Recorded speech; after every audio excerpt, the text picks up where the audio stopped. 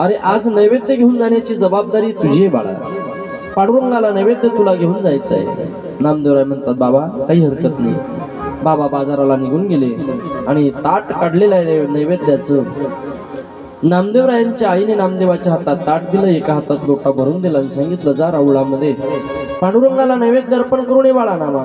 नामदेवराय निघाले, मंदिरामध्ये प्रवेश केला आणि देवाच्या समोर ताट ठेवलं। देवाला आवाज दिला, पांडुरंगा अरे नैवेद्य ग्रहण करण्याकरिता येईल, कशाचे भगवंत येतात।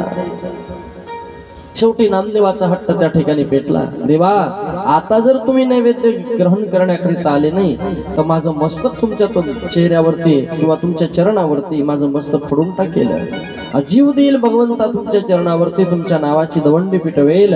ऐका लवकरात लवकर बाहेर या, रोज माझे बाबा येतात, तुम्ही नैवेद्य ग्रहण करता, आज यायला काय झालं तुम्हाला। नामदेवराय भांडण करतात पांडुरंगाशी, वय लहान ओळख नाही त्याला, वय लहान ओळख नाही त्याला, दरबारी गेला पूजा त्याने केली ईश्वराला, यावे म्हणे देवा भोजनाला हो जी।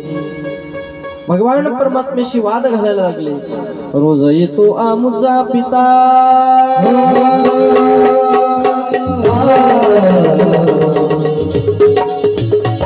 रोज येतो आमुचा पिता, कसे देवता कसे देवता, आता काय झाले सांगा मला, आता काय झाले सांगा मला, आता काय झाले सांगा मला, तर प्राण देना पुला हो जी, नाही तर प्राण देना पुला हो। वाद घालायला लागले हेमा,